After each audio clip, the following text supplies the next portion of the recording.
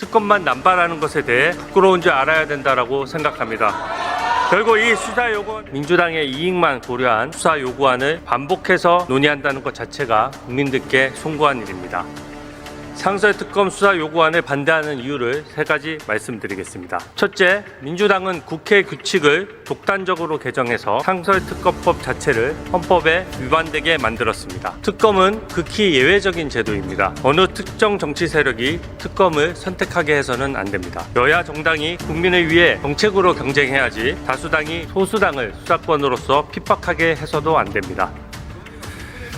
다수당이 마음대로 특검을 선택할 수 있다면 지금의 민주당처럼 특검과 탄핵만 반복하게 될 것입니다. 그래서 민주당의 정성호 의원도 여야 합의가 안 되면 상설특검 지명은 불가능하다라고 견해를 명백히 밝혔습니다. 민주당은 헌법 체계를 따질 때 자기 당의 이익만 쫓아서는 안 됩니다. 민주당이 법령을 일방적으로 바꿔 야당만이 특검을 마음대로 고를 수 있게 한 순간 이미 상설특검 제도는 오염돼 버렸습니다. 민주당 산하에 검찰청을 만드는 것과 마찬가지라 사용할 수 없는 제도가 돼버렸습니다. 세계 어느 나라에서 특정 정당이 마음대로 수사할 사람을 정하는 그런 특검을 가동하고 있습니까? 국제적인 망신거리입니다.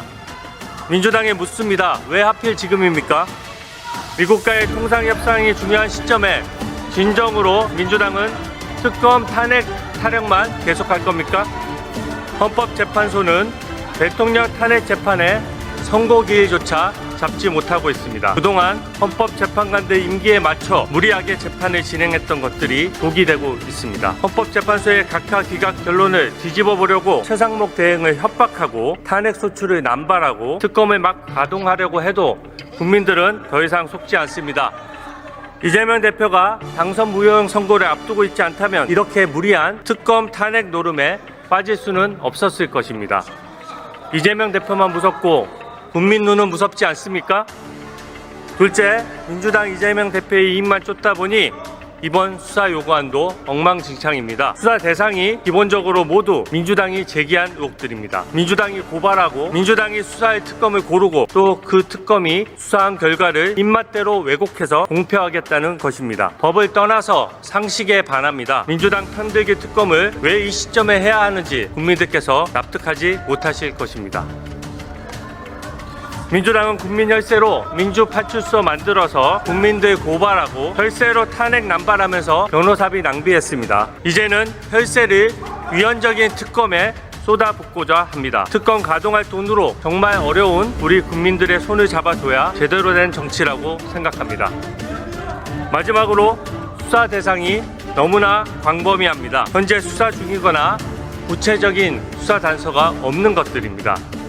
이미 재탕, 삼탕한 내용들이고 제2 요구 끝에 부결된 것들입니다. 고무줄 늘리듯 혐의를 늘렸다 줄였다 하는 수사 요구안은 정당성을 획득하기 어렵습니다. 민주당이 정치개혁을 원한다면 민주당의 돈 정치부터 타파하는 것이 순서입니다. 당대표 선거에 버젓이 돈봉투가 난무했는데 민주당 의원들은 검찰 소환조차 거부합니다. 이재명 대선 후보에게 쌍방울 김성태 회장이 9천만 원이라는 거액을 12명으로 쪼개서 불법 후원했는데 변명 한마디 없습니다. 김용 민주연구원 부원장이 대장동 업자 유동규로부터 6억 원의 대선 자금을 받아 2심에서 법정 구속됐는데 국민 앞에 이런 방구 설명도 없습니다. 경기도 지사 시절 법인카드와 관용차를 막 갖다 썼는데도 사과하지 않습니다. 민주당이 일방적으로 이렇게 특검만 남발하는 것에 대해 저는 부끄러운 줄 알아야 된다라고 생각합니다.